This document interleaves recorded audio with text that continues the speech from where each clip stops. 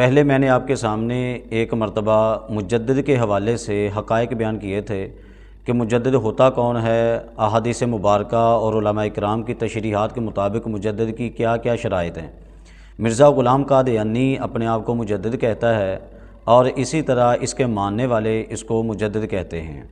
پہلی بات تو یہ ہے کہ میں آپ کے سامنے ایک سوال رکھتا ہوں، دیکھیے آپ کے ذہن میں اس کا جواب آتا ہے یا نہیں آتا۔ 14 صدیاں جو اسلام کی گزری ہیں، کیا ان 14 صدیوں میں کوئی ایک بندہ ایسا گزرا جس نے خود اپنے منہ سے مجدد ہونے کا دعویٰ کیا ہو؟ یہ آپ کے سامنے سوال ہے، ذرا سوچئے جواب ذہن میں آ رہا ہے؟ اگر نہیں آ رہا تو میں آپ کے سامنے عرض کیے دیتا ہوں کہ 14 صدیوں کے اندر جو بھی مجدد گزرا ہے، کسی ایک نے بھی اپنی زبانی مجدد ہونے کا دعویٰ نہیں کیا، بلکہ اس کے ہم عصر یا اس کے بعد والے علماء نے بتایا کہ اس بندے کے اندر مجدد ہونے کی شرائط پائی جاتی ہیں۔ جو احادیث مبارکہ میں، جو علماء اکرام کی تشریحات کی روشنی میں جو شرائط بیان کی جاتی ہیں وہ اس بندے کے اندر پائی جاتی ہیں، لہٰذا یہ بندہ مجدد ہے۔ تو اس لحاظ سے اس کو پھر مجدد گنا گیا۔ 14 صدیوں کے اندر آپ کو کوئی ایک بندہ بھی سوائے اس مرزا غلام قادیانی کے نہیں ملے گا کہ جس نے اپنے آپ کو مجدد ہونے کا خود دعویٰ کیا ہو کہ میں مجدد ہوں، مجھے ایز اے مجدد مان لو۔ تو یہ اس کی ایک خام خیالی ہے جو میں آپ کے سامنے پہلے بھی رکھ چکا ہوں، لیکن آج میرے سامنے اس کی روحانی خزائن جلد نمبر 3 کی ایک عبارت ہے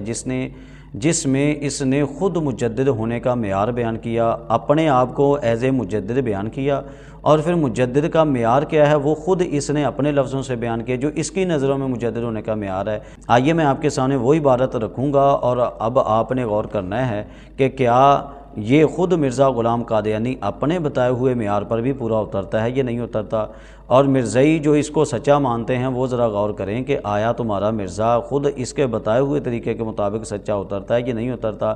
اگر تو نہیں اترتا پھر تمہیں غور کر لینا چاہیے کہ بھئی تم کس کے پیچھے چل رہے ہو، تم ایک جھوٹے انسان کے پیچھے چل رہے ہو، اور سچا بالکل نہیں ہے، کیونکہ اس کے حقائق میں نے پہلے بیان کر دیے ہوئے ہیں، جس نے سنے اس کو پتہ ہے، نہیں سنا تو وہ پیچھے جا کے سماعت کر سکتا ہے۔ دیکھیے صفحہ نمبر ہے جی روحانی خزائن جلد نمبر 3 صفحہ نمبر 7، اس کے اوپر یہ کیا بیان کرتا ہے، کہتا ہے تجدید دین وہ پاک کیفیت ہے کہ اول عاشقانہ جوش کے ساتھ اس پاک دل پر نازل ہوتی ہے کہ جو مکالمہ الہی کے درجہ تک پہنچ گیا ہو، جو دل مکالمہ اللہ پاک سے کلام کر سکتا ہو، جو اس کے مرتبہ تک، یعنی جو اس کی مراد یہ ہے کہ جو بندہ اللہ پاک سے ہم کلام ہو سکتا ہو، جو اس کے مرتبہ تک پہنچ سکتا ہو، وہ بندہ مجدد ہوتا ہے۔ اب حضرت موسیٰ علیہ السلام کلیم اللہ ہیں، اللہ پاک کے نبی کلیم اللہ ہیں، اور تو کسی کے ساتھ کلام کا تو کوئی کسی بندے نے دعویٰ ہی نہیں کیا، تو یہ اپنی طرف سے کلام الہی کا دعویٰ کر رہا ہے، یعنی کہ اس کی نظروں میں مجدد وہ ہو گیا کہ جو اللہ کا نبی ہوتا ہے، استغفر اللہ۔ تو یہ اس نے انڈائریکٹلی طور پر اپنے نبی ہونے کا بھی اقرار کر لیا، اور مجدد ہونے کی ایک خود ساختہ ایک غلط تشریح اپنی طرف سے اس نے نکال لی، اور اپنی طرف سے اس نے خود یہ کہہ دیا کہ بھائی میں اللہ پاک سے ہم کلام ہو سکتا ہوں۔ یہ اس کا بہت بڑا جھوٹ ہے جو قرآن پاک اور احادیث مبارکہ دیگر اقوال علماء کی روشنی میں واضح ہے۔ اچھا، پہلی جو اس نے بات بیان کی اس کے لحاظ سے بھی یہ جھوٹا ہو گیا۔ اچھا، آگے پھر کہتا ہے پھر دوسرے میں جلد یا دیر سے اس کی صلاحیت ہوتی ہے۔ جو لوگ خدا کی طرف سے مجددیت کی قوت پاتے ہیں وہ نرے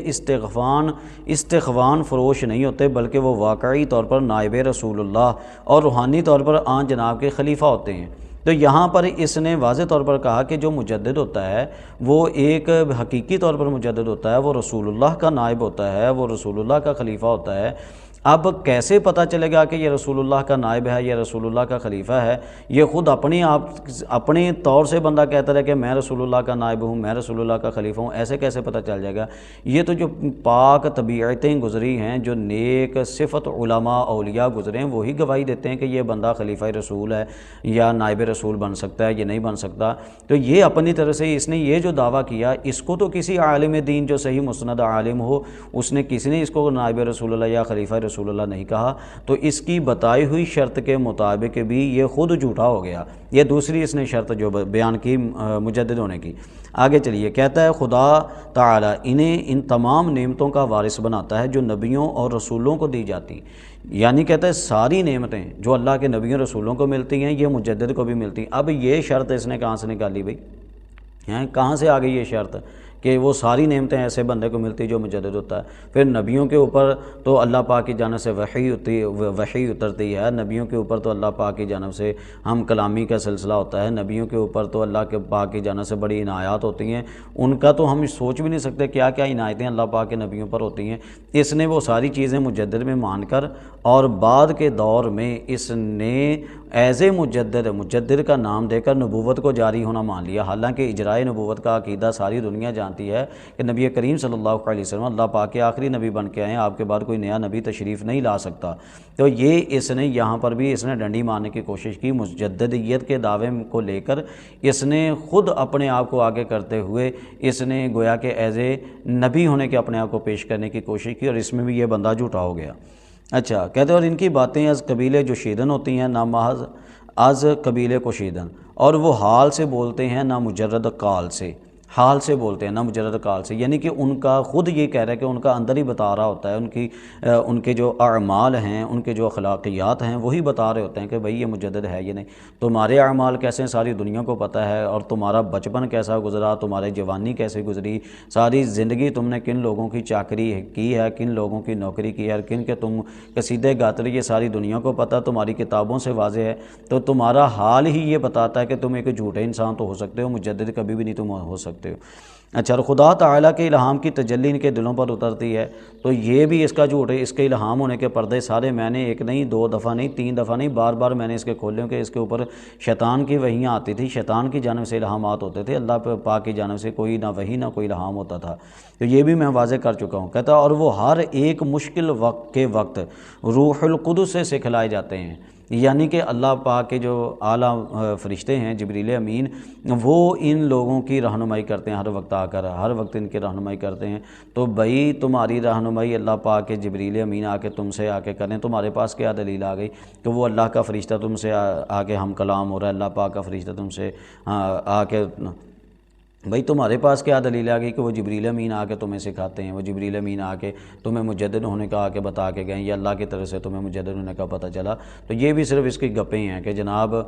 یہ بھی میں مان لوں کہ ہر بندہ مجھے اسی طرح مانے جس طرح نبی پاک علیہ الصلوۃ والسلام کو مانتا تھا، اور ویسے بھی یہ نائب رسول اللہ خلیفہ رسول اللہ کیسے ہو سکتا ہے جیسے اس نے اپنے آپ کو شو کرنے کی کوشش، کیونکہ یہ تو اپنے آپ کو خود مستقل نبی مانتا ہے، یہ ظاہری طور پر اس نے آگے میں انشاءاللہ واضح کروں گا، اور بلکہ میں نے واضح کیا ہوا بھی پچھلی ویڈیوز کے اندر کہ یہ اپنے آپ کو مستقل نبی کہتا ہے، ہاں جی، تو یہ نائب رسول اللہ خلیفہ رسول اللہ بھی نہیں، بلکہ اس کے ارادے کچھ اور ہیں جو بار بار واضح کیے جا چکے ہیں۔ تو میں واضح طور پر جتنے لوگ مجھے سننے والے ان کو میں دعوت دیتا ہوں کہ برائے مہربانی آپ ختم نبوت کے کام میں ہمارا ساتھ دیجیے۔ اگر آپ نے ہماری ویڈیوز پہلے نہیں سنی تو آپ ان کو مکمل سماعت کیجیے، انشاءاللہ بہت اچھے طریقے سے آپ کو فائدہ ہوگا، اور اس کو آگے بھی شیئر کیجیے۔ ہمارا چینل جو نقش دل ہے اس کو بھی سبسکرائب کیجیے، اور دیگر دوستوں تک ہماری اس دعوت کو عام کیجیے۔ ہو سکتا ہے کہ آپ کی ایک دعوت سے، آپ کے اسے شیئر کرنے سے کسی مرزئی کو ہدایت مل جائے، تو اس میں اس کا بھی بیڑا پار ہو جائے اور ہمارا بھی بیڑا پار ہو جائے۔ اللہ پاک عمل کی توفیق عطا فرمائے۔